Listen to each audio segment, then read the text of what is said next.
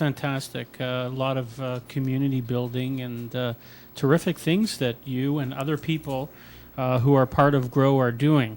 Now, I never actually talked about your background, but do you want to tell us? I mean, I know you you have run this web design and internet marketing business, and then in 2008 you went to a yeshiva for a few months, Yeshiva Aisha Torah, and I guess that's when you were expired. Do you want to?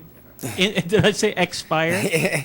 Inspire to launch this whole thing. I mean, do you want to give us a little background? How did this come to your mind? The short summary of this story was when I started my business, I realized that the more successful my character traits and my personal development was, the more successful the business would be. Mm-hmm. That the business is directly related to how successful I was, how happy I was, how inspired I was. And I kind of went on this, mission of discovering, what is happiness, what is friendship, what is success, all of these definitions in life. Because I realized that graduating university, going through school, they don't help give you these definitions. Right, that's true. And so I started to learn about these these concepts and develop them in my business. Mm-hmm. And also our business changed because of that. We started to become successful in business, my brother and I. Mm-hmm. And then around that time when the business was successful, I got introduced to one of the H programs, Maimonides, which is a leadership program that I took, and started to learn more about Judaism. And it was about a 2.5 year period of learning more about Judaism before I decided, to become a little more, I wouldn't say serious with life. I want to say that when I was looking at the decision to go to yeshiva or to stay here in Toronto, I looked at what would I regret more when I'm a 60-year-old man looking back on my life. Would I regret an extra 3 months in business earning, X number of $1,000 being here? Or would I look back and regret saying, I could have gone, learned a lot more about life and developed myself and then lived the rest of my life? Yeah. And looking back, I figured that going away I wouldn't regret, but never taking that opportunity, that I potentially would regret. Yeah. And so that's where I went away, and it did inspire me to be in Israel and to see all the birthright trips and the fellowships trips and all these students coming through.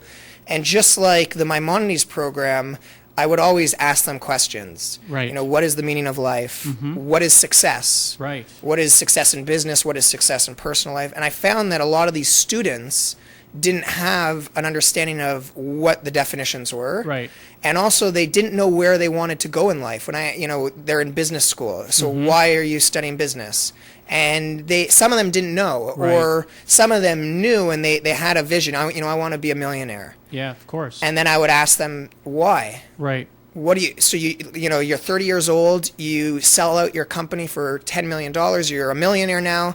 What are you going to do with the rest of your life? And I asked this to one student, and they said, I don't know.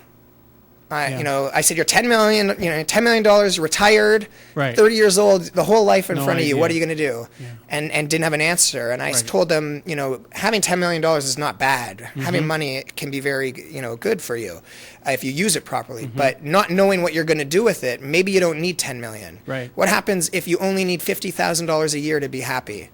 And you're going to waste the next 12 years of your life in school and in your career, sacrificing all of these things to get money where you may not even need it. That's right. And so I don't want to tell people what to do. I just want to get them to think for themselves so that when they actually do it, they don't have any regrets at the end of it. Right.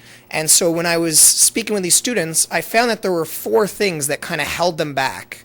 When you're in university and even high school and the start of your career, those times in your life, you're most energetic, you're most passionate about life. And people they have all these big dreams. Kind of reality hasn't set in, and they really do dream these amazing things that they want to do.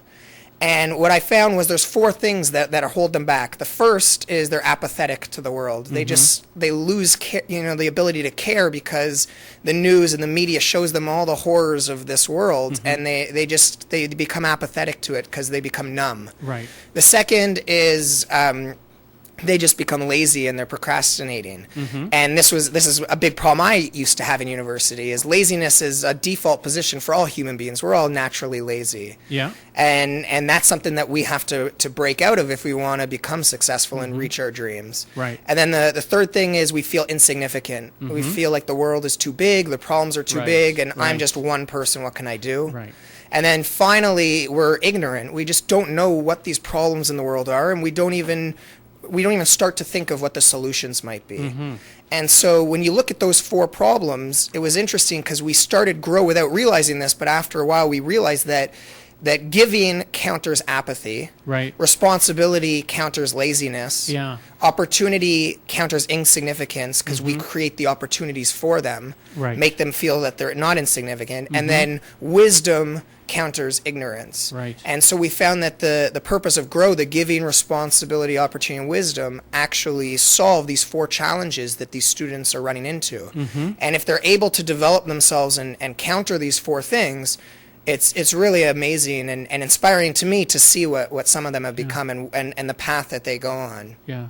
Well, I have to say, Max, you're an incredible young man, and I wish I knew the things when I was your age that it took me an extra 20 years to figure out. So I find it interesting that you say that, because when I was in business, I was doing coaching in this mastermind group, and all of the people in business, 40 years old, 50 years old, they would say the same thing to me. You know, if I knew what I knew when I was your age, I would be so much further now. Right. And when I looked at it, I looked at these students that are Right. 18 to 24, because I was 25 at the time, and I said, wow, if they knew, you know, if I was able to do what they're doing right now, Right. then they're going to be way ahead of even me. Yeah. And that was my inspiration, to help them and to Right. make them grow and develop themselves even more. Right. Right. Well, Max, we need to wrap up, unfortunately. But I want to thank you very much for coming down and talking to us about GROW. So if people want to get involved, what's the best thing for them to do? Do they go to the Facebook group, or what, to find out what's happening and what's happening next? Yeah, so the easiest way to find us is you can Facebook my name, Max Kalles, Kalles. Okay. Or you could go search G.R.O.W Toronto and you can find the Facebook group and join the group. Or you can also send an email to info@growmyworld.com. Okay, there you go. So there you have it. That was Max Kalles from GROW. They're doing fantastic work. Be sure to get a hold of Max and get involved. Join the Facebook group, talk to Max, and see how you can become part of what they're doing. We'll be right back in just a couple minutes with Josh Gelber, and later up, Dr. John Howarth. So stick with us. Be right back. Thanks.